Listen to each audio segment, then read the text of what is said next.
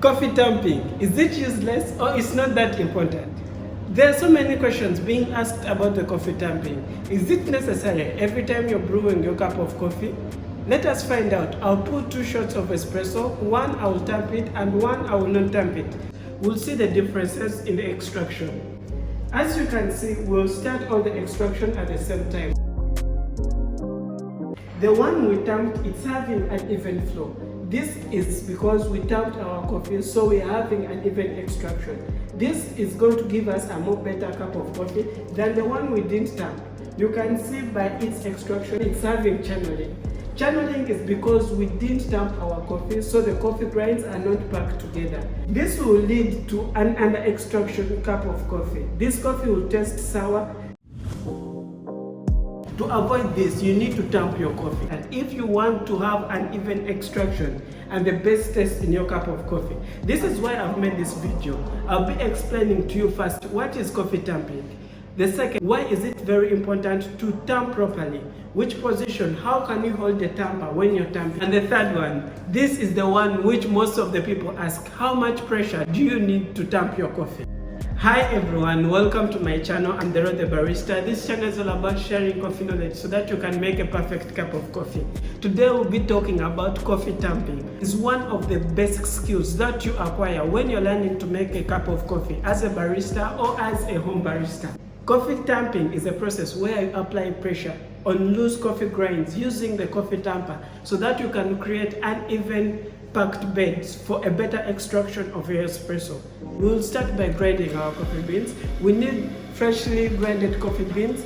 Then we'll need a coffee tamper. With this is our coffee tamper that we are going to use. We'll start by how you can hold your tamp. If you're to hold your tamp, you hold it firmly and have 2 of your fingers holding it at almost the base. This will help you get your fingers in contact with your pot filter so that you can have a well balance. You can feel the pot filter when you're tamping. This will help you so that you balance your weight when you're tamping. So when you're tamping, you will need to use your weight, not the force from your hand. If not, you will damage your wrist. I see some people holding their tamp like this.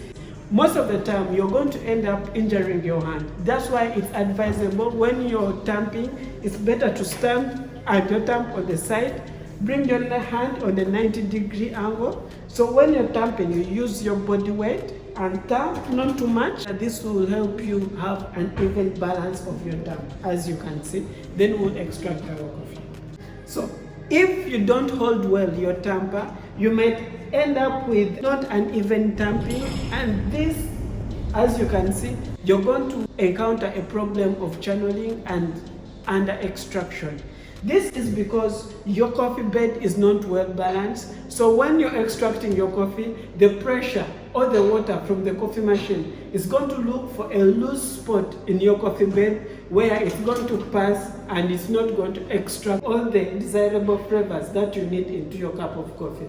This will result into an under-extracted cup of coffee. So make sure at every time you tamp your coffee evenly so that you can have the best extraction. The water will pass evenly in your coffee grind, giving you the best flavor into your cup of coffee.